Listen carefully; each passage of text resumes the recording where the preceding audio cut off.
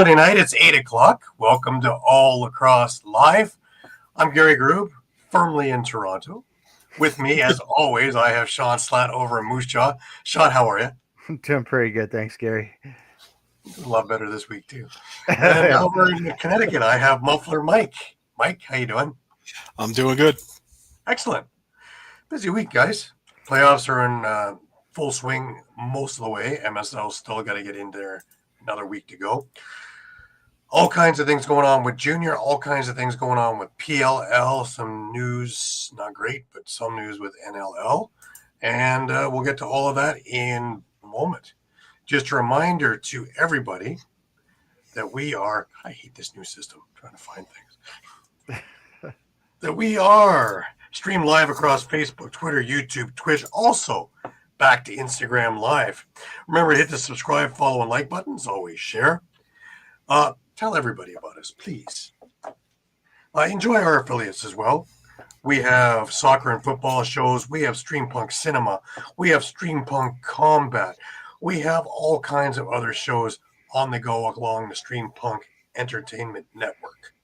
If you've missed a show, no worries. You can grab all the shows on YouTube, whether it be at Streampunk Sports, whether it be at Streampunk Combat, Streampunk Cinema, or All Lacrosse all the time. And if you come to All Lacrosse all the time, again, please let everybody know about us. There are many retro games, interviews, library of our shows, library of NLL Lacrosse talk shows as well. All kinds of things for everyone and more coming on. Press conferences, all kinds of things. So please give that a go.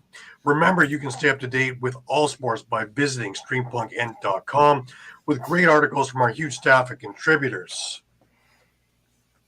Also a reminder that our show is brought to you by 60, which is more than just a number. 60 is Canada's newest and most exciting uniform and teamwear brand, delivering top quality uniforms and teamwear that reflects the spirit and identity of each team.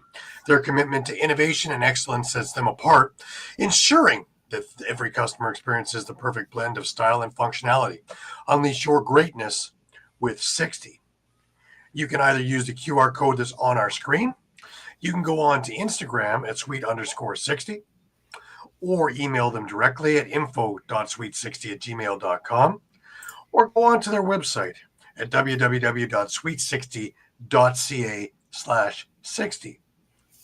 Jim's more than happy to help you with anything, work with you, and do all kinds of things along the way. And again, our new brand of stuff is well on its way. I have a meeting with him coming up, and we're going to get everything rolling. So off we go. Well, guys, start off a little bit with some NLL stuff and a little bit of concerning things. Is that we're about a week away from free agency, give or take, and we don't have a CBA. We don't have an owner in Rochester. This is a little bit concerning in my eyes. The news out of Rochester is that they're close with a couple of groups and the government working with them to keep the team there. That's always a good sign when the government is involved to keep a team there. That usually happens. But that there's nothing concrete. We've seen it with Panther City. We're talking off air, Shawn. We've seen it with Panther City. Until something's concrete, I don't buy it, because we had Panther City in 4 different cities, and then next thing you know, we have a dispersal draft. What you think, Shawn? Yeah, exactly what you said, Gary. I mean, a lot of rumblings, but until I'll see it when I believe it. It's nothing taken away from Rochester. I would really love to see them stick around. It's a great, market. And tradition. Yeah, it goes way, way back. But but we're getting close, and it'd be nice to hear something. Absolutely. Mike, what's your thoughts? Get it done. Yeah. Get it done now. Whatever you got to do, because I mean, last year was a mess with things getting pushed and. Mm-hmm. Yep. Especially with Panther City, because you look at the Panther City situation, we waited for so long, and all of a sudden it just kind of happened out of the blue. There was really no communication as to what was going on. Yeah. The other concerning thing, of course, is no CBA as of yet, and really what concerns me is when Jamie Dawick gets on Lacrosse Classified and says, well, if we don't have a deal, let's just sit out a year. That's concerning to me. We've made all these grand steps. We have these TV contracts in place. We have everything set. We have the Olympics in 3 years' time. And you want to sit out because of a collective bargaining agreement? Get it done. Find a way. Get it done. There's just, that's inexcusable. That will set you back all kinds of steps from where we were. This brings us back to the old era where things are uncertain. The one thing since Sakewicz took over, even before Frood, was we had a blueprint in place on how this runs. The NLLPA and the owners had never had a better working relationship. And now you come out and tell me that we can't get a CBA and we should just sit. That just doesn't jive with me. That just doesn't work. We'll back all kinds from what you've worked towards. Yeah, kind of like we talked off air, Gary. Like, sure, that may be fine for Jamie and the Rock, but that's not what's best for the league. No, especially if there's some teams struggling. There's teams struggling out there. They can't afford to take a year off. They just can't, or we're going to see again more Panther cities. And right now the momentum hasn't been better for the game in general. To halt that momentum would just be ridiculous. Yeah, Mike. I mean, get it done. Yep. There's no reason to. I just don't see any reason to try to force your hand if you're on either side, or force a lockout. I mean, yep. That happens. No one wins. Yeah, it's people's livelihoods all around. Yep. It's not just the players now; it's the players who would be incoming. I agree. And the other thing is that I have been pushing, almost to the detriment of some people, of we need expansion because we have so many players that are of need of a home, and the ALL is full to the gills. Did you expect them to have 20 teams next year in both East and West? That's what's going to have to happen if we don't have any playing. Guys are going to keep playing. That's not a solution. Well, that's the problem, right? If we wait another year, we're not talking about expansion. We're talking about retractions, which is even worse. There you have even more talented players who have nowhere to play. Exactly. And like I say, we have so many. I think we need 2 more teams in there, to tell you the truth. There's so many players that are NLL caliber that don't have a home and shouldn't be sitting on a practice roster or sitting in the ALL. And that's not going to help towards keeping guys in or the goal of going full time, because we already have that issue that I brought up with a few of them. Would we lose players going full time? Guys who have careers, firemen, stockbrokers, guys who have their degrees from their scholarships to Ivy League schools. Would it work even? And would you price your fan base out of the market? Because now, what's the marketing play? It's the one affordable sport. Now, if you have to, even at the same price, let's use 50 just for an argument's sake. 9-game season, $450. Simple. But if you have 40 games, 25 games even, are you still going to get 4 tickets for your family? Or you're up around 10,000 now for the year? I highly doubt it. Then that becomes a casual fan that goes once in a while. And then your season ticket base goes to, and then there's nothing that is concrete anymore. So I'm not sure. Half full, half empty, right? Yeah. We really want to go that direction. That's right, Gary. I find it interesting that you brought up, the full time and having another job, because, as you mentioned, some of those jobs likely could, even if you're full time lacrosse, those day jobs likely could be paying more still the It's point also when you're done playing, you're already midway in to your job, where you're not starting at the entry level position yeah, and trying to reinvent yourself. because like you're talking about, like guys who are stockbrokers, stuff like that in downtown Toronto, you're making pretty good coin. Yeah. Why would you go Look at play Jesse Campbell. for half that price to play lacrosse? Like, Eduardo's with us. Yeah. How are you, Eduardo? Yeah, Thank Eduardo. you for coming. Yeah, I look at it that way as well. I bring up Jesse Campbell, who is now vice president of his firm there. So he's pulling in 6 figures, if not more. Yeah, And and you're not going to see that right off the bat, even if full time. No. no. Jake Weathers said it in passing. Yeah, you can get me out of firefighting. Yeah, if you want to sign me for $1 million. Yeah. But I don't see that happening right quick.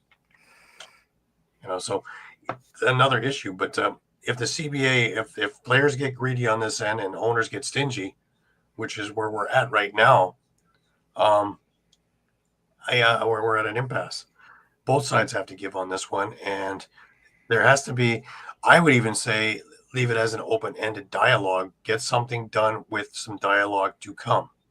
That way things can be tinkered with, but we can get an initial agreement in there that we get moving. Just a thought.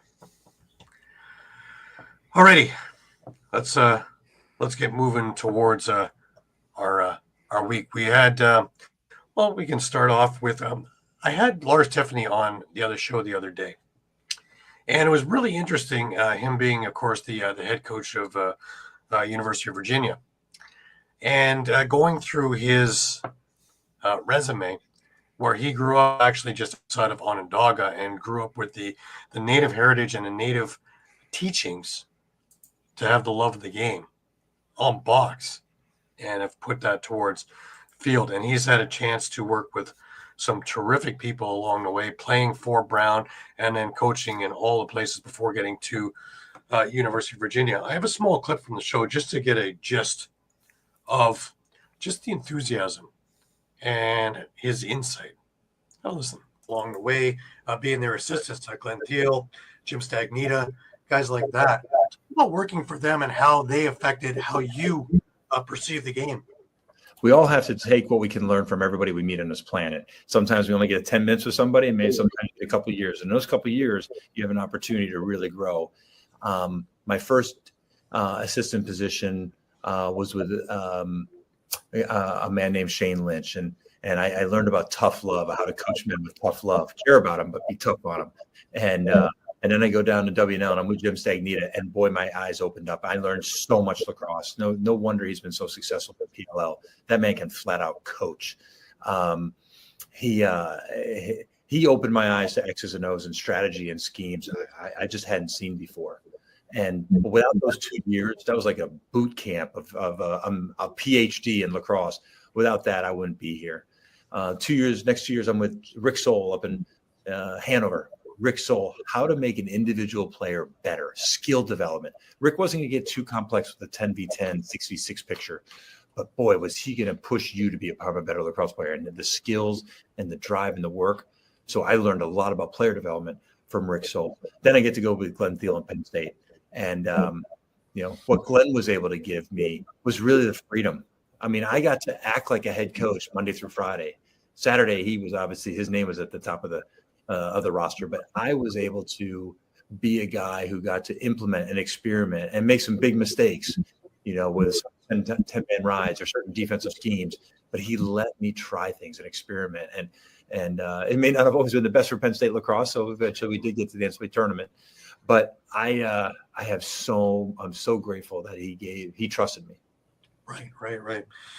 One of the things you're known for, though, is you've built a bunch of these programs from really kind of not living up to their expectation to being powerhouses.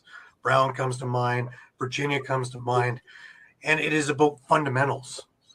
And I think right from the beginning, that's we do everywhere you go.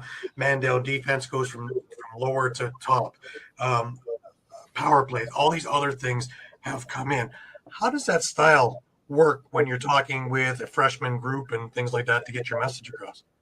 Yeah, well, it's usually an easier indoctrination because we do play up tempo and fast. That's the game I learned from the Native Americans and perpetuated at Brown University, the way Down Starsia wanted to play the game. That's the style that I've that's going to be characterizing the teams that I coach. Interesting. His take and how he's learned from everybody. It's a fantastic interview. He is so enlightening, and we're lucky enough because he fit us in because he had a budget meeting literally 2 minutes after he got off the air with us.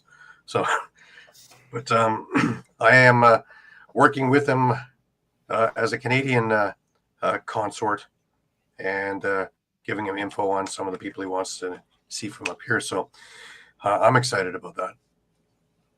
Like to have my hat in a little bit of NCAA. That's exciting.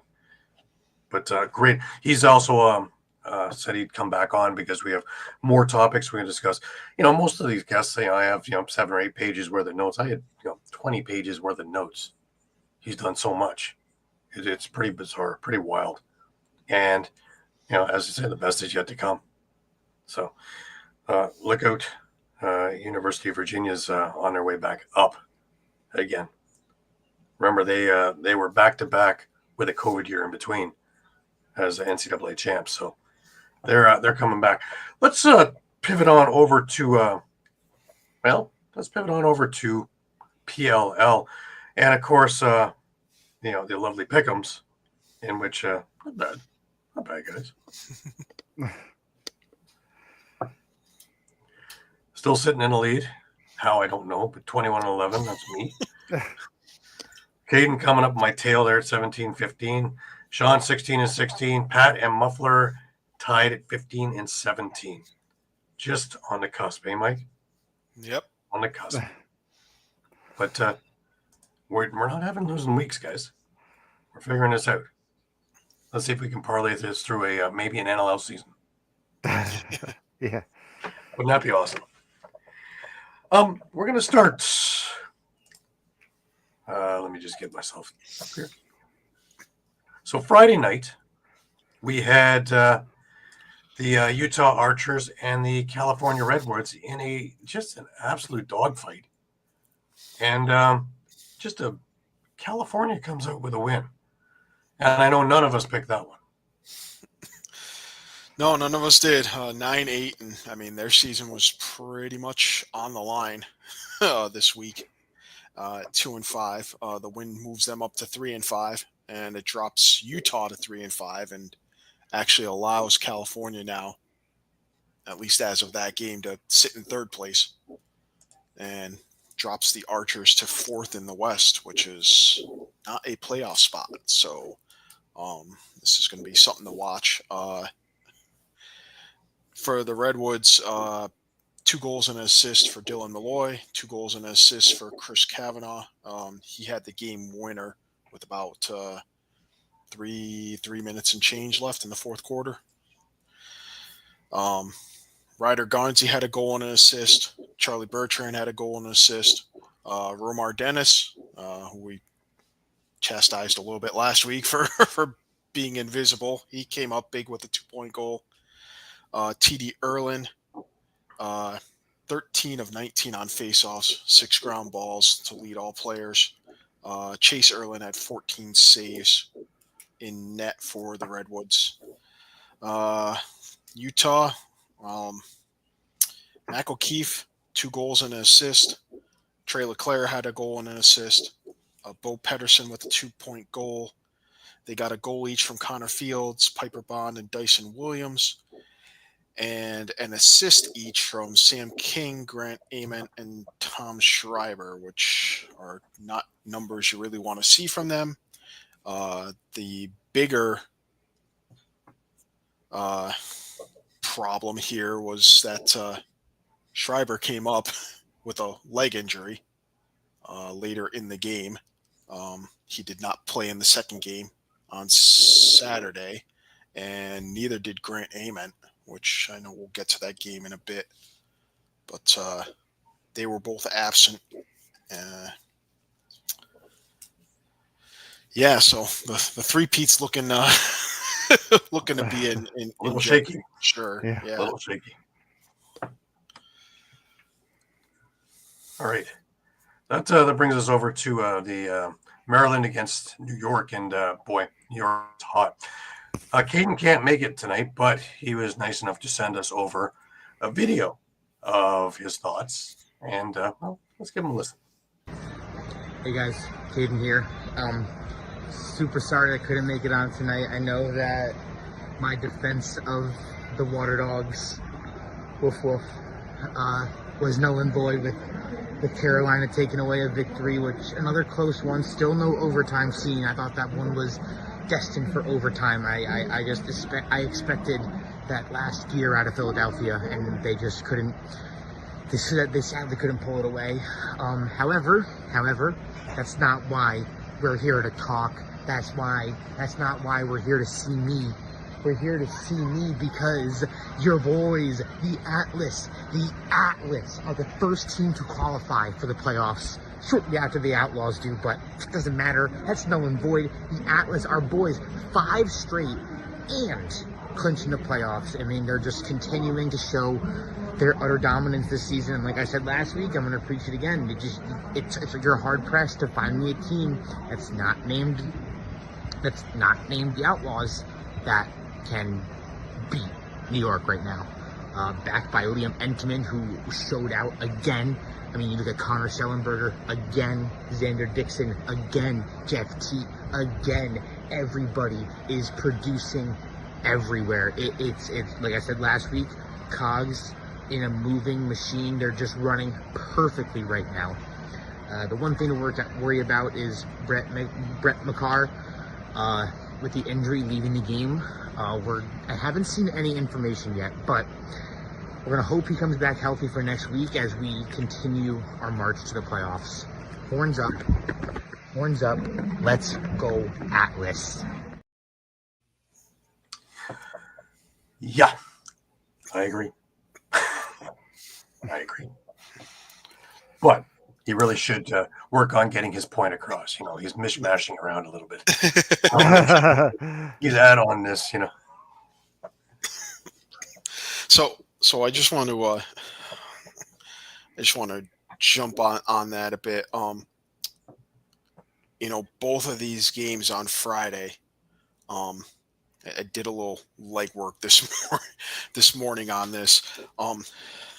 Both of these games on Friday, the Archers and the Atlas specifically, 1 goal each in the fourth quarter for those teams. Atlas lucky enough to get away and have a big enough lead that the Whipsnakes couldn't catch them, and they win 11-8. Despite that 1 goal in the fourth quarter, the Archers with 1 goal in the fourth quarter ended up losing to the Redwoods. And I know we've been talking a lot lately about teams just disappearing at the end of games. Fourth quarter, just offensive collapses here and there.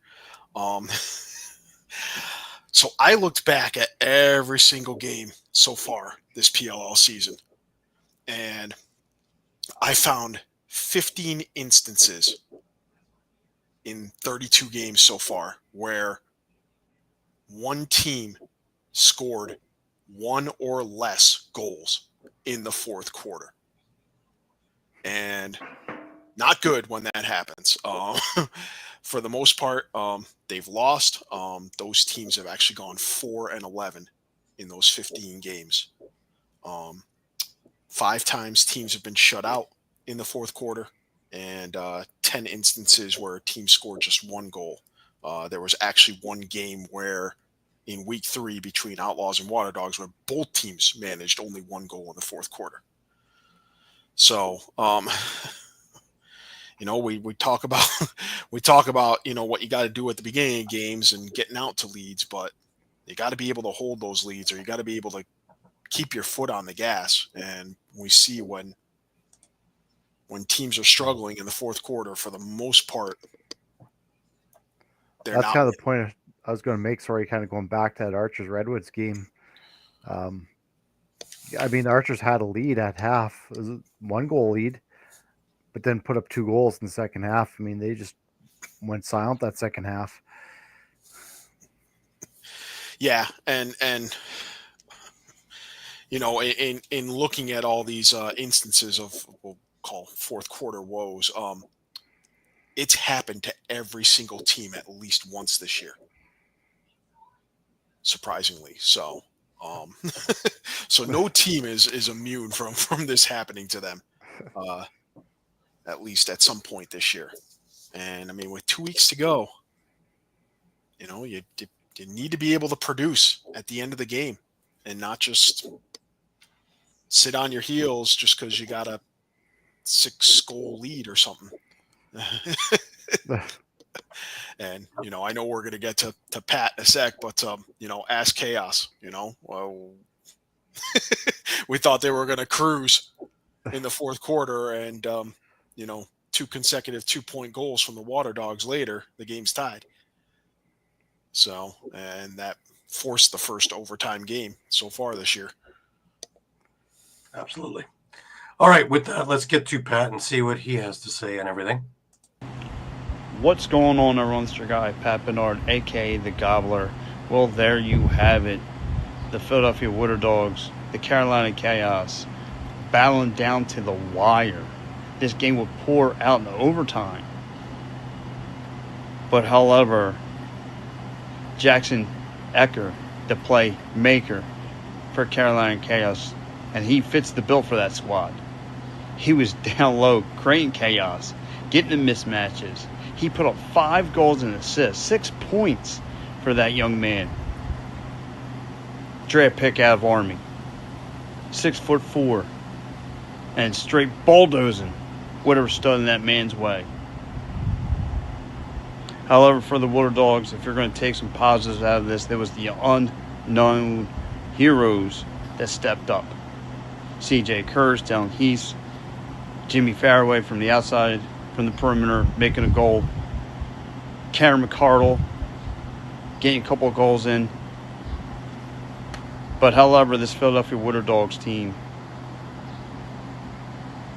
have now lost 2 straight. They fall to 4-4. And when are they going to get back into the win column? Because I'm hearing a lot of barking, but no bite from this Philadelphia Water Dog team. We'll see what happens next week. All right, guys, have a good one. Bye-bye. Well, says it all, doesn't it? Yeah, I mean, Looking a lot like last year with that. 1-goal losses. Doing almost enough to get over the hump, but yeah, I mean, they had all the momentum after those back-to-back 2-point goals too. You know, I really thought they were just going to kind of, you know, go from there. But, you know, you could also say what hurt them was that 2-point goal they gave up at the end of the first half from half court. I mean, yeah, that's a deflator. That's a deflator. Yeah. You make that save, and now it's a tie game, and game probably never goes to overtime. So,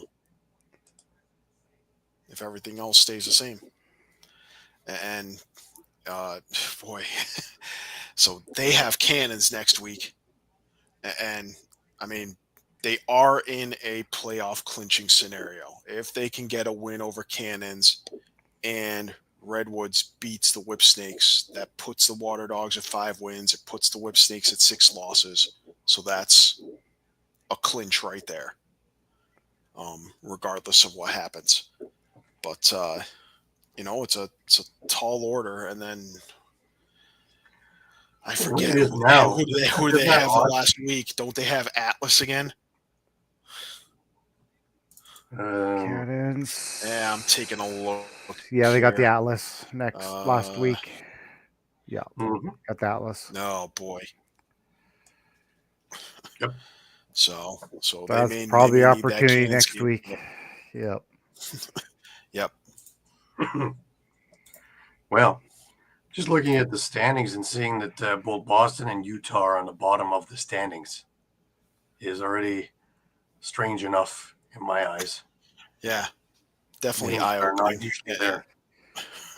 Yeah, and the other with the Archers now, well, we'll get to that game in a sec, but most folks know by now that Archers dropped both ends of their homecoming weekend here Yeah. They're at 3-6. They're on a bye next week, and then they play in week 11.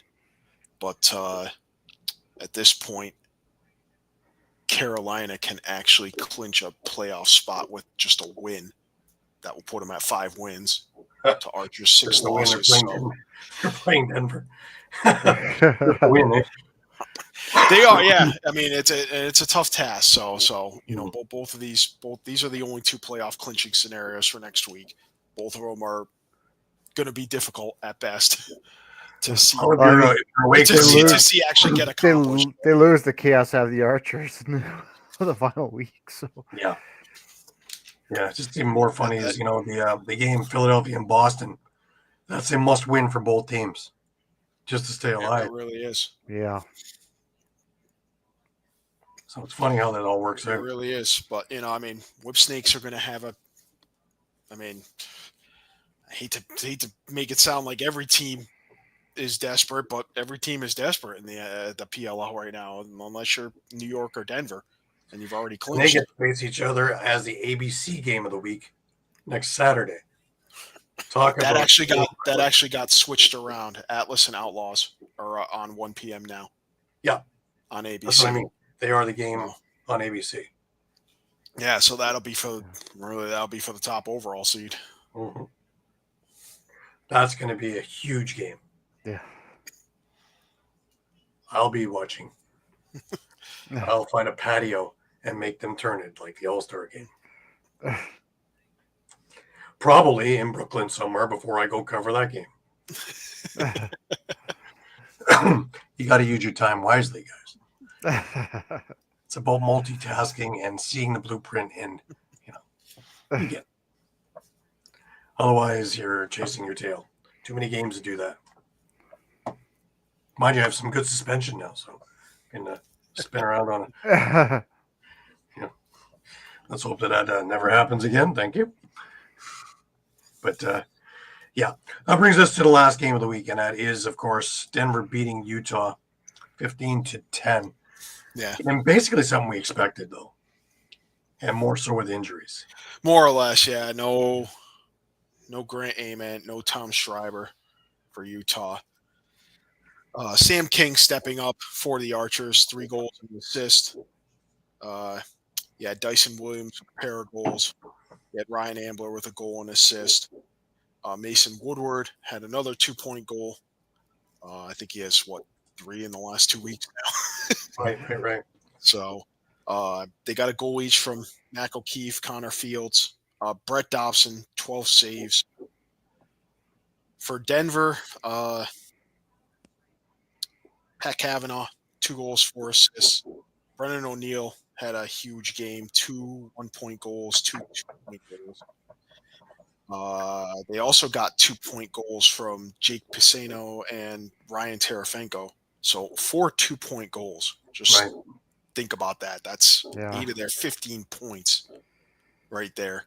You take those away and they're losing 10-8. Well, it just shows you how versatile they are as a team. They really are. And I have to say that they've been doing this without very much production at all from Graham Bundy Jr., which is kind of surprising. A bit of a sophomore slump, and I don't know if that's just these other guys have come in and taken over, or he's just struggling.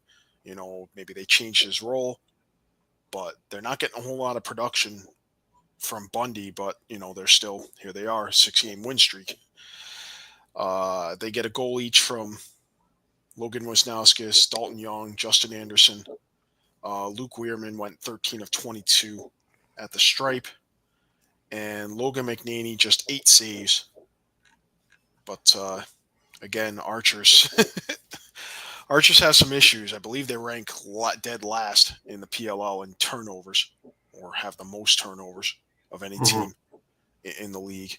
So that certainly doesn't help. And, I guess if there's any silver lining, it's they're on a bye next week. And then they come back, and hopefully some games next week go their way, so to speak. Namely Chaos and Redwoods losing. Yeah. Because let's not forget that Chaos still has that awful goal differential that's going to hurt them if they get into any sort of tie situation with either or both of those two teams. They'll be the ones They're on hurting the in a outside. number of positions too, because Sisselberger's not doing it in faceoffs. He's at a 36% for the season. Yeah, well, he hasn't even been. I mean, it's been Jake Naso the last few games. Yeah. So, but I mean, the point remains either way. That just they're struggling as a whole as far as getting possession. But yeah, just looking at the injuries there, Matt Moore also, Devin McLean, Grant Ament, and Tom Schreiber, as well as Sisselberger. That's huge. It's a lot to overcome. And Moore is out for the whole season, I believe. So he's been ruled out for the whole season. Yeah. So that's lots to overcome for there. So yeah, that three-peat is definitely in jeopardy, barring an act of God, I think. As well as, you're looking at the up-and-comers. Atlas has been on the cusp for a couple of years, and, no one is happier than me about this because, we know my trials between the Shamrocks and the Atlas. Shamrocks are putting me down the same road, though I still believe. He's keeping the faith. But, I still believe. But, it's just Atlas are, if there's a team that's due, this is the team that's due. And, we already heard from, Connor Schellenberger and Doc Sagan's coach from college. And, where they're getting their skills from. They came in great and left greater. So here we are. But upcoming, of course, next week is in Denver, so sleep early so that you can stay up late. Lots of late games. The early game is 8 p.m. on Friday, Carolina, Denver. The late game, 10:30, Philadelphia, Boston. Saturday, a little easier to take because it's a 1 and an 8 o'clock start. New York and Denver, we talked about already on ABC, as well as ESPN Plus, TSN Plus. But Maryland and California, also a pretty big game because, again, you're at the point now where these are must-have games. And that's the 8 o'clock game on Saturday evening. So check it out. We're down to 2 weeks left before we get into playoffs. So lots can happen. I'm not sure if it will happen, but there's all kinds of, the schedule makers must have this crystal ball or something like that because they have it set so well that the right matchups are happening, that we get to experience lots of things that can happen. It's not mathematically impossible anywhere. All right, why don't we get ourselves on over to Junior West, Shawn? And we have a couple of major things that have happened. Yeah, I guess we'll start over in Prairie Gold Lacrosse League, their junior division. As we mentioned last week, the Moose Jaw Mustangs lost game 1, 13-7 to Prince Albert Predators to bring it to game 2 back in Prince Albert. And the Predators came away with the 14-12 wins. They have now three-peated as the Prairie Gold Junior champs. Just in a fantastic program they got over there in Prince Albert. It's been amazing. They're going to be tough to stop. But you have to remember, too, Moose Jaw's program, they just came back into the junior league, I think it's about 2 or 3 years ago now, and they're already back in the finals. So I think that's got to say something about their program as well. They built that back up really quick. Definitely. And because I remember before when they left the junior league, they actually had a really great program, had to go out of the junior league, came back, and they've built it right back up again. So it's still a positive for Moose Jaw, even though they didn't come out on top this time. And then in the senior division, Wednesday we had the semifinals between the Saskatoon Brewers and the Saskatoon SWAT, and the Brewers came away with an 18-8 win. So they moved into the finals this weekend against the standing Buffalo Fighting Sioux.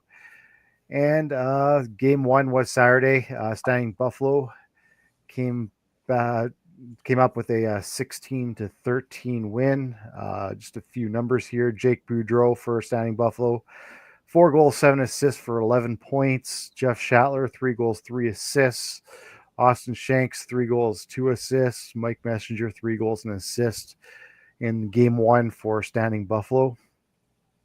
Then game two, which just happened this afternoon in Fort Qu'Appelle. Standing Buffalo took the championship in the 3-game series with a 17-11 win. Let's face it, with all due respect to the Saskatoon Brewers, when you're coming up against a team that has, 3 NLLers and a guy who's retired but really could probably still play in the league, you are fighting an uphill battle. That final game, Austin Shanks, 6 goals, 3 assists. Jeff Shatler, 4 goals, 2 assists. Jake Boudreau, 4 goals and an assist for Standing Buffalo. When it comes to the Prezzies, I guess we'll wait and see. As we kind of saw last year, Jeff kind of put together a quote-unquote all-star team from Saskatchewan just so that they could be more competitive. So we'll see if that's what he kind of does again this year. Out of the junior B side, or sorry, the senior B side. And then junior A's, we head over to BC, and our final is set. Coquitlam swept Delta in 4 straight games. As we left off, I believe Coquitlam was up 3-0. And then on Monday, Coquitlam swept the series with an 11-3 win over the Delta Islanders to book their ticket to the final. And then we go over to the other semifinal, which was Victoria against Nanaimo. In this game, you had Nanaimo up when we last left, 2-1. On Monday, Victoria took the series lead 8-7. Then Victoria went up 3-1, 13-4. That was on Wednesday. And then just yesterday, Victoria took a 10-7 win to take the series 4-2. So we have Coquitlam and Victoria, which should be a fantastic final on the junior A side of things. And like I said, the Adnax junior squad is looking like a juggernaut. Don't see any schedule as to when the finals go right now, but it's the best of 7 series, so we'll see what happens there. Mm-hmm. And then over at the Rocky Mountain junior A's out of Alberta, we already knew that the Calgary Raiders were in the finals after sweeping the Saskatoon or the Saskatchewan SWAT, and we now find out that the Calgary Mounties will be facing them in the final. They won that series 4-1.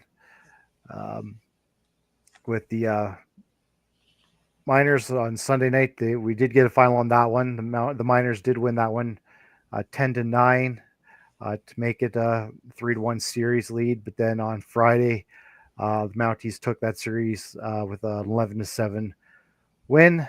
So again, should be an interesting final. Both really well coached teams. Of course, you go Cody Hawkins for the Mounties. Mitch Bannister is coaching actually the Raiders now, but remember Andrew McBride's been with that program for quite a while now and been building that up. So could be an interesting final, all Calgary final as well. So it should be interesting. Absolutely.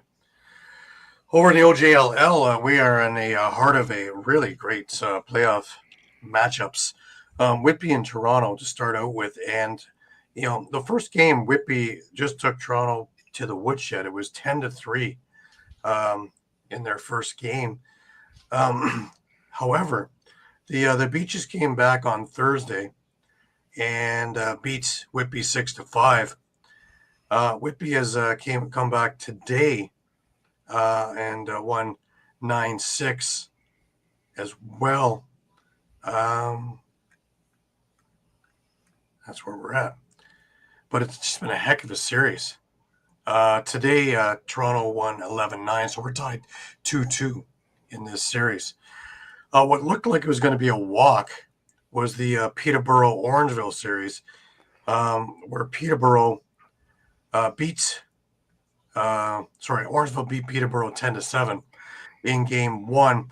And it took a 6-goal third period from Peterborough to get them to even look like they were in the game, because Orangeville just was having their way with them until the third period. But that was enough to give them a little bit of life. On Wednesday, Orangeville won again, but it was a little bit closer in 8-4. But Friday night, Peterborough overcame the odds and beat Orangeville 8-7 to get back in the series, 2-1. This evening, Peterborough was up at the end of the first period, 2-1, but Orangeville put together a 4-goal second period, has ramped it up with a couple of goals in the third, and with give or take a minute and a half left, they are up 7-4, looking to take a stranglehold on the series 3-1. Upcoming, the pivotal game 5 will go tomorrow in Orangeville at the Tony Rose Arena. Also, Whitby and Toronto get back at it tomorrow evening over at the Pickering Recreation Complex. That series could very well go 7 games. But remember, the winners will face each other for who's going to the Minto to join St. Catharines. So, interesting stuff.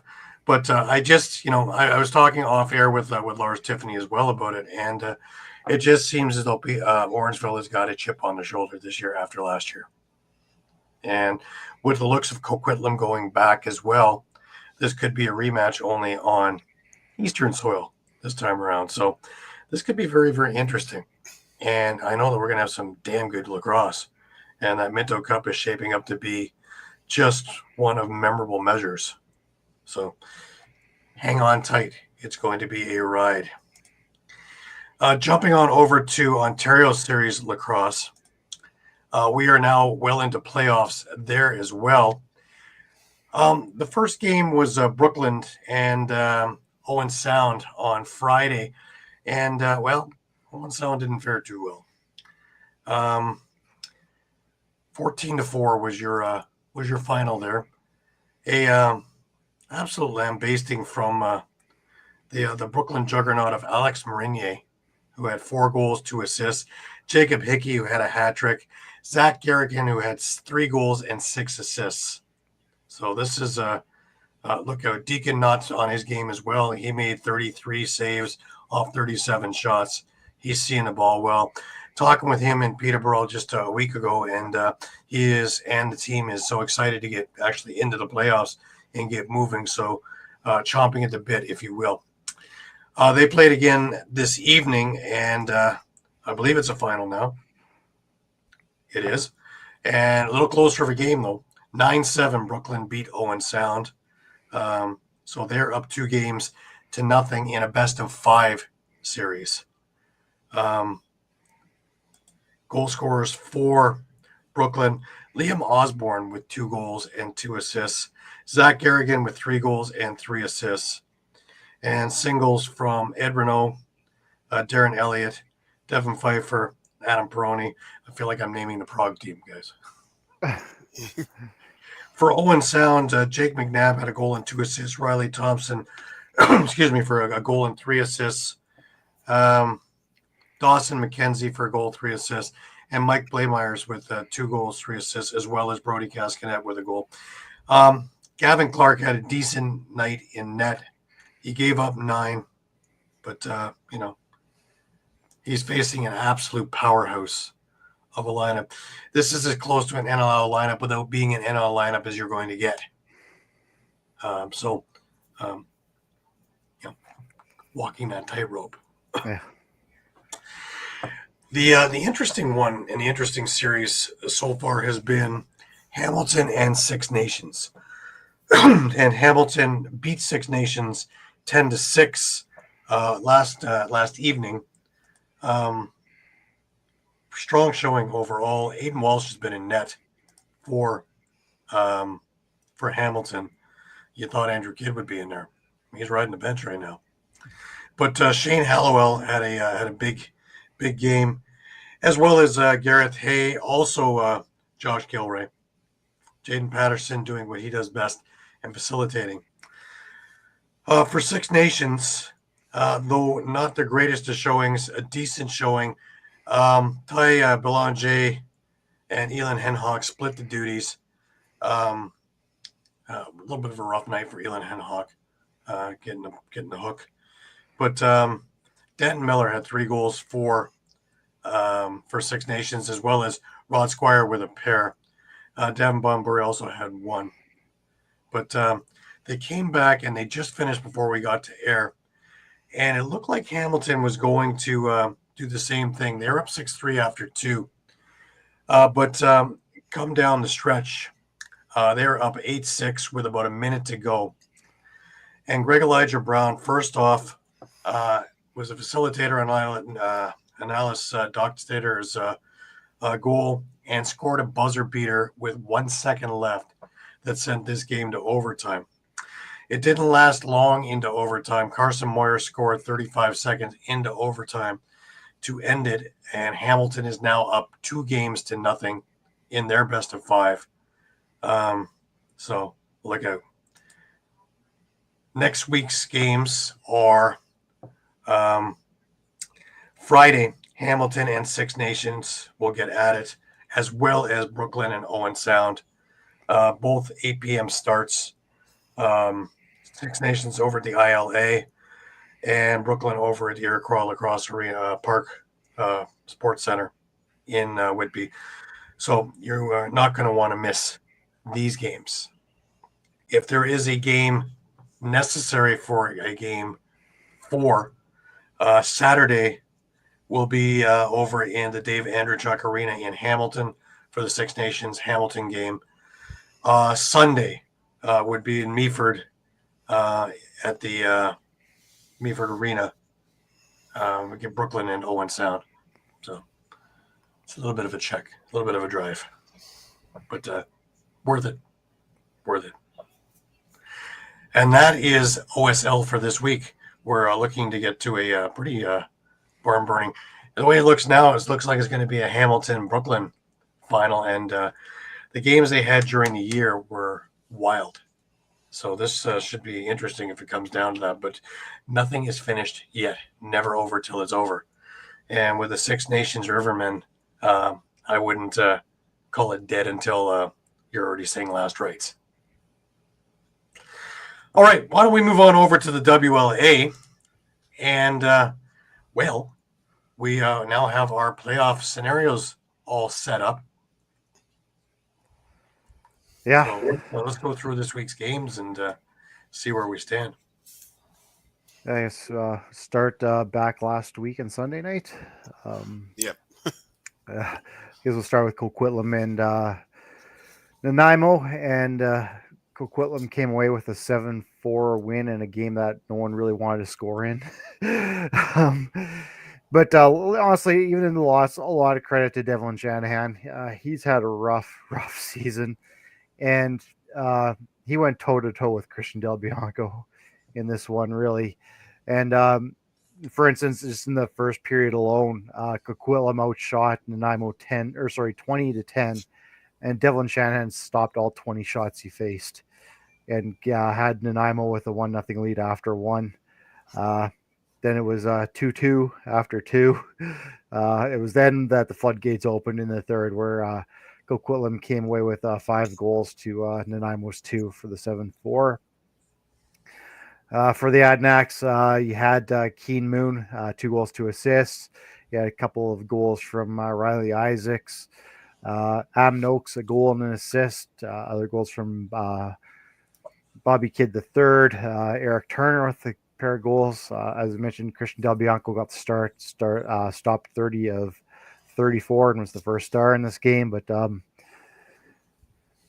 it didn't come easy. Thomas Vason, 2 goals and assist for the Timbermen. A goal and assist from Ryan Sheraton. 2 assists from Lucas Olson.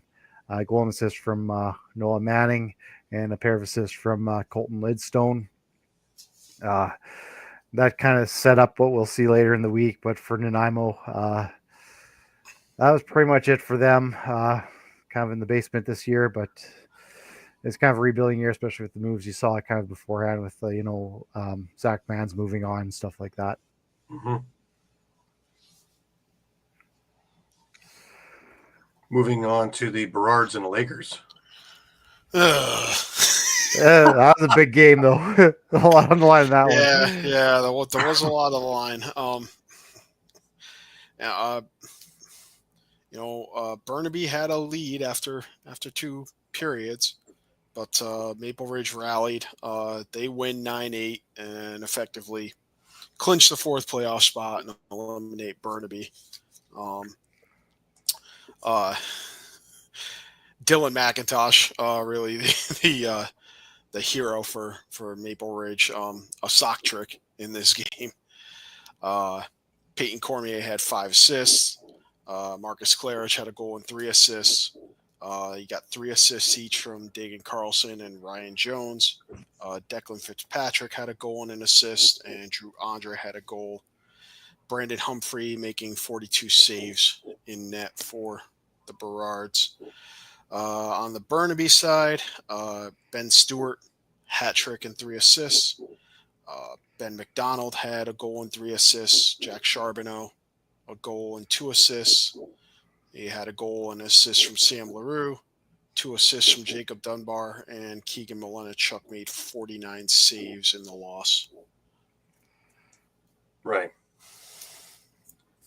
Alrighty, let's move on over now to Tuesday night and the Berards and Timbermen. Yeah, the Berards kept on rolling. They win 11-5. They finished the season 7-9-2. Again, taking that 4th and final playoff spot. Dylan McIntosh comes right back after his sock trick and puts up 4 goals and an assist in this one. You get 5 assists from Ryan Jones, 4 assists from Riley Lowen. Drew Andre had 2 goals and 2 assists. Dagan Carlson, 2 goals and an assist. And Declan Fitzpatrick with a goal and 2 assists. Getting the start in net was Braden Wandler. He was actually the 3rd star of the game, making 47 saves on 52 Timberman shots. Right. For Nanaimo, not much, unfortunately. Lucas Olson, 3 goals and an assist. Josh Verhagen, 2 goals and an assist. They got 4 assists out of Colton Lidstone. And Colby Bowman got the start in net, making 41 saves. And they finished 2-16. Ouch. Yeah. All right, let's move on over. And, this was a bright game. Very nice game. It's a good game. This was the sunshine of my week. Yeah, the Shamrocks come away with a 10-6 win, kind of to set up that marquee matchup on Saturday that we will get to. That Gary's crying in his beer over now. But man, Victoria came up with a 7-2 lead after the first period, and they were up 10-2 after the second, and that was just way too much to overcome for this Lakers team. They did go 4-0 in the third, but I think really at that point, Victoria was playing with their food. For the Shamrocks, 4 goals and 2 assists from Andrew Hugh, hat trick and assist from Zach Mans.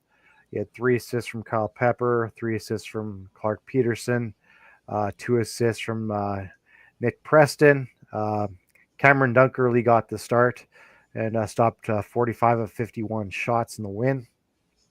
And for Burnaby, again, Ben McDonald, 5 goals for the Lakers. Jack Charbonneau, a goal and 2 assists. 2 assists from Gordy Phelps, but that was pretty much your offense right there for the Lakers. And Keegan Milenichuk and Mark Russell Ripberger split the time in goal for the Lakers in that one. Right. All right. Moving further along, we have the Bellies and the Thunder. And boy, the Thunder have imploded. Yeah. This is a home and home series, and I don't have the stats in front of me, but I think it's like 9 of the last 8. They've scored less than 10 goals for the Thunder. They've just, again, another. Got worse as it went along, right? Yeah, and I mean, it's, you look at that lineup and how many guys they don't have from previous years. Again, it's a rebuild for them as well. Kind of like Nanaimo, where you're seeing a lot of big names just not in that lineup anymore. But yeah, the Salmon Bellies came up with a 7-3 lead after the first. We're up 9-7 after the second. So again, Langley was really kind of in it until the third, when the Salmon Bellies put up 4-1 on the Thunder. For the Salmon Bellies, 2 goals and 5 assists, a 7-point night for Ty Kurtz. A hat trick from Mitch Jones, goal and 2 assists from Hayden Dixon. Also a goal and 2 assists from Anthony Malcolm. We saw him in the lineup that night. And Frank Giuliano, 50 saves on 58 shots. For Langley, Chase Scanlon with a goal and 4 assists, a hat trick by John Phillips, a goal and 3 assists from Ethan Emlott.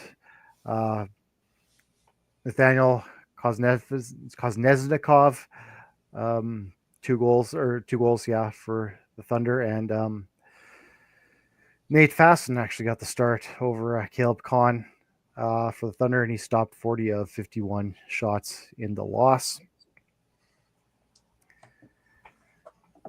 And then, all right, and the next night they got worse. The backside of the home and home, and yeah, it did not get any better for the Thunder, losing 9-2. 2 goals. I don't even know how to put that in words, honestly.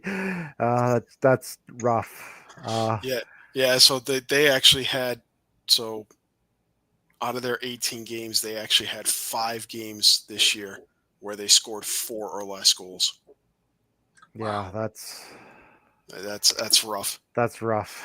That's hard. And then they had 5 games out of 18. Only 5 games out of 18 where they scored 10 or more goals. Yeah. They went 3-2 in those contests, but yeah, that's boy, when you're not breaking double digits in 13 of your 18 games, you're not winning many. Can't expect to do well. So yeah, and I'll say not much to talk about this one. Mitch Jones, 2 goals and 3 assists. Will Malcolm, 2 goals, 2 assists. He had goal and 2 assists from Hayden Dixon. Goal and assist from Jacob Rouet. 2 assists from Ty Kurtz. Justin Getty got the start for New West. 38 of 40 shots. So first start of the game, only allowing 2 goals. For the Thunder, your goals, Koznikov to Nathaniel Koznikov, a goal, and John Phillips, a goal. Those are your goal scorers for the Thunder. Easy sheet to go through, isn't it? Yeah, and Nate Fasten again got the start, and sub 50 of 59 shots. So that wrapped up their season. So the Salmon Bellies finished with a record of 14-4. Their playoff spot was clinched, but where they were going to finish was kind of still up in the air with that last game of the season. While the Thunder, on the outside looking in at 5th place at 5-13. We moved to Black Saturday. The marquee matchup. So I guess we'll go through the scenarios first here. Because it's kind of a weird situation where I can't look. the winner, regardless, was taking first place in this one. But really, it was the Shamrocks that had everything to lose. Sorry, Gary. Because a loss actually would not put them in second, it would put them in third because of a tie earlier in the year. I think the only way they could have gotten second was actually tying this game, which didn't happen. the Adnax came away with a 11-6 win. So we know Coquitlam finishes first and we'll have home advantage through the playoffs, while the Shamrocks drop down to third, and will meet New Westminster and will not have home floor advantage. So you see the first round, Coquitlam and Maple Ridge. With, best of course, of 5, Coquitlam. Best of 5, yep. and we have And then New Victoria West. and New West. Victoria. Best of 5. That's gonna be a series worth watching, though, boy. I tell you. Yeah. I think regardless, I think first versus 4 could be interesting. I mean, Maple Ridge is giving some teams some good run for their money, but boy, It's a David and Goliath scenario, though. Yeah, I mean, It is. coming into this season, we probably said Victoria and New West were probably the 2 favorites, and one of them is going to get knocked out in the first round. And the other would get knocked out in the second round. So yeah, on the way to the Man Cup, right? So interesting. It's bringing me back to Kufla a little bit, isn't it? But like I talked to Mike after, Coquitlam's an interesting scenario because they've got NLLers on their team, but they don't really have that big name other than Christian Del Bianco. So you wonder how far that'll take them. Well, you see, when it comes time to grind, remember, character wins cups, right? So let's see who can be as cohesive as possible with one another. That's going to be interesting. We move ourselves on over, and as always, MSL is lagging a week, so there's still some games this week, but we already have the playoffs set, which is Owen Sound and Six Nations, and you want David and Goliath? That's David and Goliath. Yeah, that'll be another one. Yeah. And of course, Peterborough and Brooklyn, which should be a pretty good series. Both of them have looked great this year, and both of them have had rough times this year. It's about who will be able to get it moving first and foremost. Looking at this week, though, we had a few games, not as many as normal.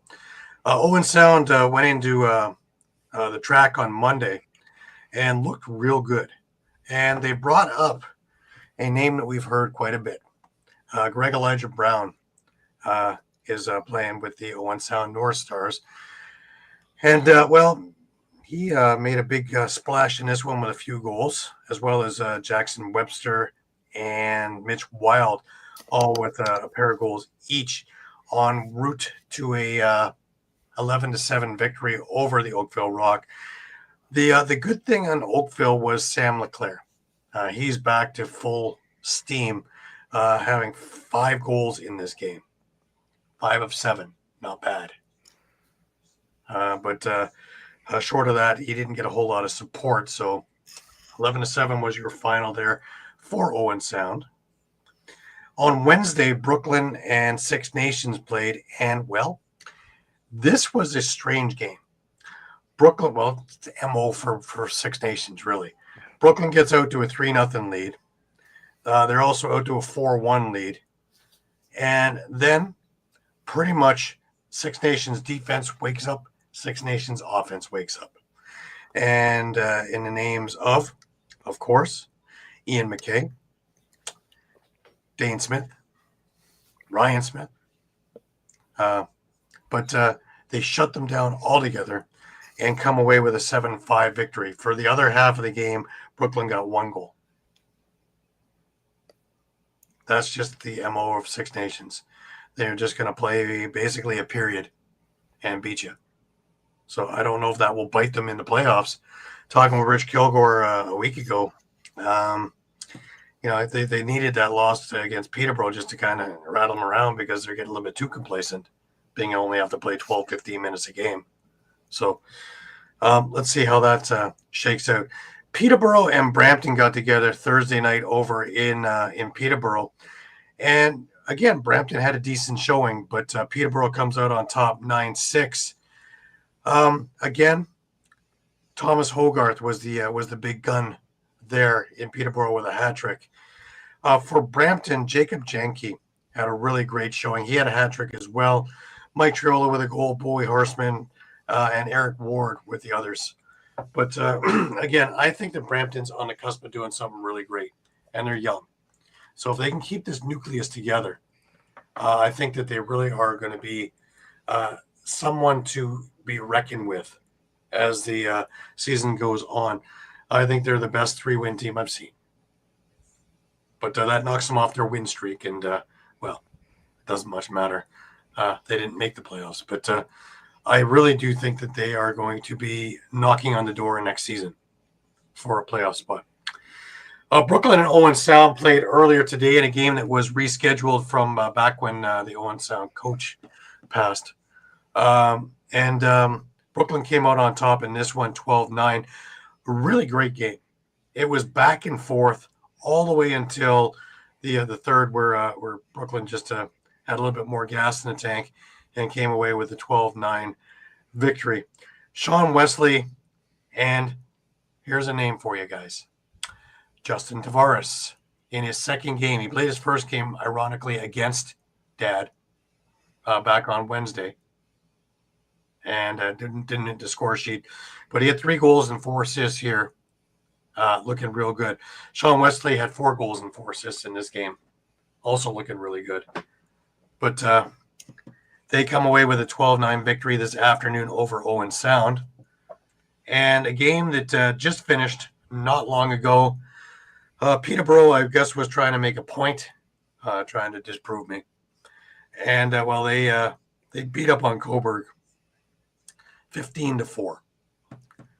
Brad McCulley with 4 goals in this game. It got ugly early. It was 6-0 for Peterborough after the first, 10-3 after 2, and 15-4 at the game's end. Really not a lot of bright spot for me to talk about in Coburg. I don't know. They started out really strong and finished off not so great. So they have a little bit of rebuilding to do once again. But Peterborough, again, Carter Page as well, having a good game. Take Tony also having a good game. Ben Trumbull is a guy who came in a couple of games ago and has scored in every game he's played in since he's been up.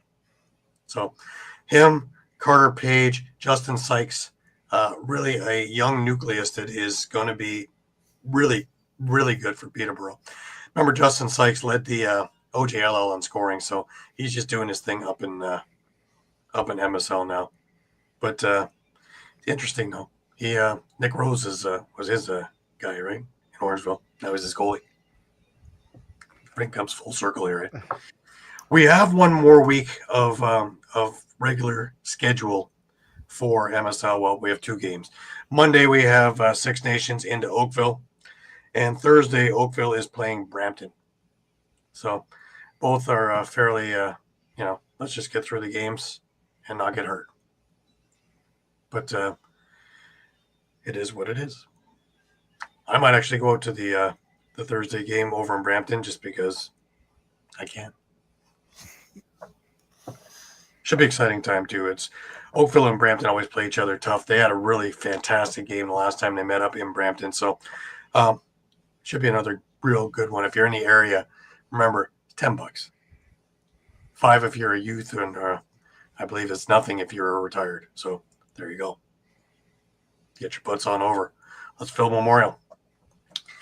But that's the way it is. And to say the schedule is the playoffs are already set. This is going to be an interesting time. And if there is a dark horse to beat the juggernaut of Six Nations, I really do like the makeup of Peterborough, and they have the horses that can run an older Six Nations team around.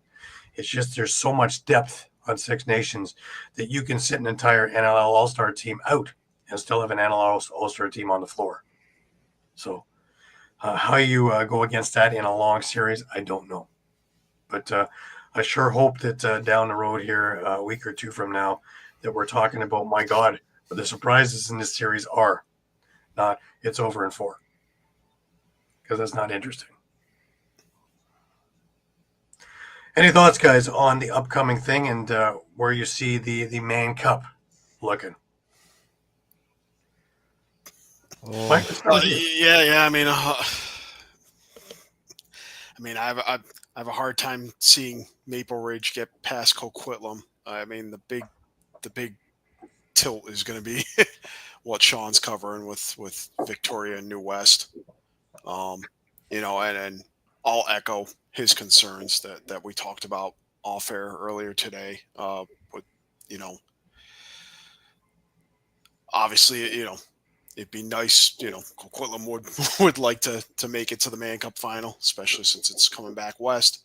But I mean, I'd be a little concerned about the West trying to win the Man Cup with Coquitlam as their representative if they're going up against Six Nations. Right. With not a lot of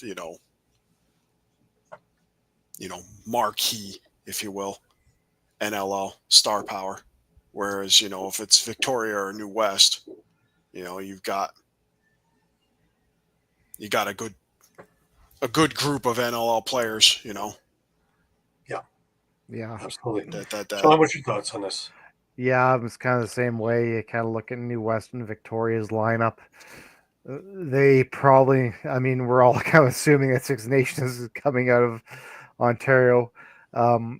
They look like they would better match up against a Six Nations team versus Coquitlam, but that Christian Del Bianco factor, right? And how much can he put a team on his back? It's true. I'm looking forward to the Peterborough Brooklyn series because I don't give Brooklyn enough credit. With the correct lineup in tow, they can beat anybody, and they've taken Six Nations to the edge twice. They've taken Peterborough to the edge. Peterborough, I really like the makeup with the youth in there, what they've done with the tinkering from what the team looked like at the beginning of the summer ball season to where we are now. And I like it that, role players like Brad McCulley have stepped up and become not just hitters, but again, like he did with Buffalo, scorers when needed. Today was a good example with 4 goals. And you have a number of guys like that will step up and are able to put it in. If Holden Katoni stays healthy, and with Tate Katoni, who's had a hell of a summer, as well as looking at some of the other guys that are up and coming, I think that if there's an upset in there, this would be the one. But I just find it so hard to see one of these teams knock off Six Nations when it's for something.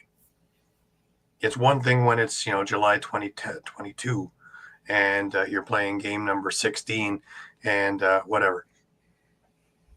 But when it's best 4 out of 7 and every game matters, then I'm thinking, do they even bother?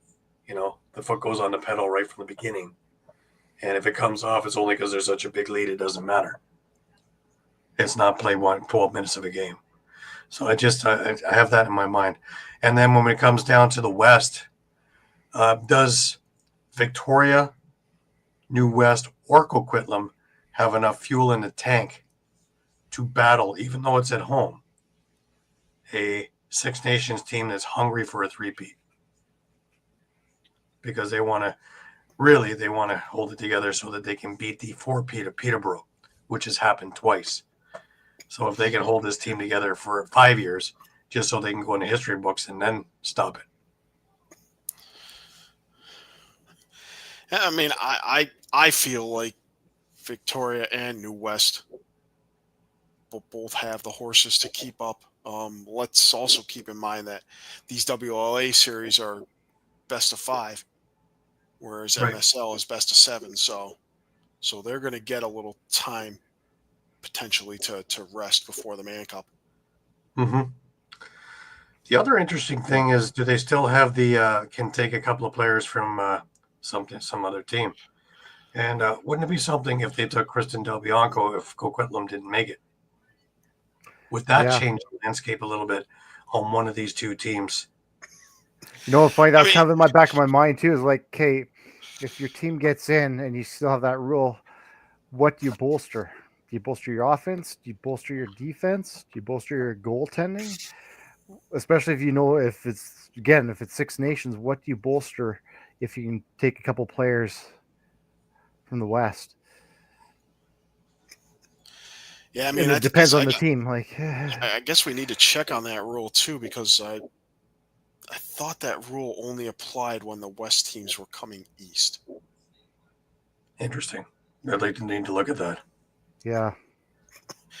And Because I don't think it's any less of a mismatch going west right now, to tell you the truth. yeah, and I mean, I don't know. If I'm a Victoria, do I really want to tinker with?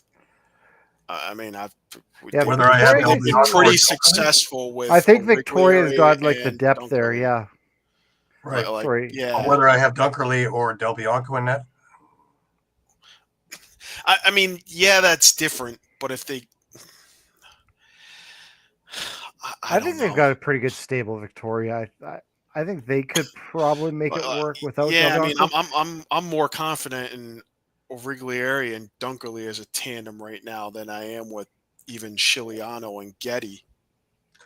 Well, I But I remember mean, if you have talking say with their Chiliano, if you have Chiliano and Del Bianco, right. Well, I talked with their coach of the Worlds too after all the brouhaha with the Man Cup last year, and he would rather have extra Shamrocks available than to take from somewhere else because it's demoralizing for the team too. That you have two guys who worked all year to get there who are going to sit out because you're bringing in two other guys from another team, right? So Yeah, it messes with chemistry as well, even if they're great players. So there's a lot and of we saw. I mean, who did they take? Will Malcolm and Messenger, right? right. yeah, They both. And Malcolm neither didn't of really them have much really of an had impact. a great Man Cup, right? yeah, they didn't Right, really do Messenger made much. an impact, but Malcolm not so much. But they also had the problem of Marshall King broke his Marshall King hand. getting hurt. Yep. Yeah, Yeah, he broke his hand in the second game after scoring 6 in the first in the winning game. So that was one that they didn't really overcome either. Mind you, they didn't. They had McCulley on the team there. They never suited him either. So I don't know about some of the things that they were using and not using. So I think you want to be in the odd man out in that the Messenger Malcolm thing as well, which is probably why he's in Peterborough this year. That and the travel's a lot easier from Buffalo. yeah. But anyways, that's where we're going to leave it for this week. Reminder that we are on Facebook, we are on Twitter X, we are on Instagram, we are on Thread, we are on YouTube, as well as we are on Streampunk Network at streampunkentertainment.com/lacrosse. Please visit us 3, 4, 5 times a day as the news is always changing, and with all the playoffs getting going or going to be going, we are your source for everything. We are your Costco of lacrosse, your one-stop shop, your most reliable source. Our fingers are to the pulse at all times with all of our sources getting our information from the horse's mouths, if you will. Brings us over to last words, guys. Hey, Dave is with us. Thanks, Dave. Thanks for coming in. Good to have you with us. Shawn, let's start with you. Last words. Sure. Yeah, like I mentioned before, congratulations to the Prince Albert Predators for their Junior B win. What a fantastic program they're building out there, and of course, Standing Buffalo Fighting Sioux. I mean, what Jeff Schattler's done, just in general for lacrosse in Saskatchewan, has just been absolutely amazing. And then WLA, man, you're only paying for half a seat for this playoffs.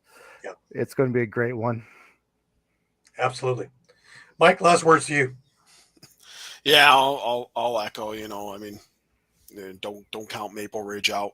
You know, even with Oh yeah, who Coquitlam has in net. You know, they've been scrappy all year. And then I mean, PLL, like Gary said, I mean, what more could you ask for? I mean, all these games coming up next week in Denver, you know, have a big impact. Chaos Outlaws, certainly, you know, it's a chance for Chaos to clinch a playoff spot, end that big winning streak for Outlaws. And then the next day, you know, Outlaws and Atlas, top 2 teams in the league. You have Water Dogs and Cannons with, you know, potential playoffs on the line, and then Whip Snakes Redwoods, you know, where both teams are really looking to keep their playoff hopes alive. Right. It's just no one can afford to lose right now. Right. Well, me getting my schedule together here. We have the Brampton game there on Thursday. We have the Brooklyn game over on Friday, and of course, we will be sitting watching the Atlas 1 o'clock on Saturday on ABC because I won't be going over to Denver. I'll try, but I don't know. But yeah, it's going to be a busy week still with a couple of regular season games still in MSL, but really getting ready for the playoffs and guys just making sure they stay healthy, and away we go almost immediately next weekend. But it's going to be interesting. And to say we're already well into the OSL playoffs, getting ready because the President's Cup is at the end of August, right? The 24th to the 29th is the President's Cup, the day after the Minto Cup ends. And then pretty much as the President's Cup ends, we get into Man Cup. So bing, bing, bing. In between that, we will have hopefully more news about the CBA for you this week. Hopefully good news. Hopefully good news about the Rochester situation as well. And free agency will be picking up in a week and a half. So this should be an interesting time. It normally gets very, very busy for us at this point. So we'll see. Face team didn't do us well to Nationals. Great experience. Absolutely. Wish her all the best in future games. So, yep, always next year. Absolutely. Exactly. Well, that wraps us up for this week. Again, don't forget to check back with us because we are up to date with everything. Last couple of recaps for tonight's games will be up tomorrow, and everything is in a row there for you. So make sure you're coming and checking your news with a reliable source. That's us. For Shawn Slaght over in Moose Jaw, for Muffler Mike over in Connecticut, I'm Gary Groob in Toronto, wishing you the best of weeks. And until we meet again, remember, keep your sticks high, keep your spirits higher, and until then, have a great week. Take care, everybody.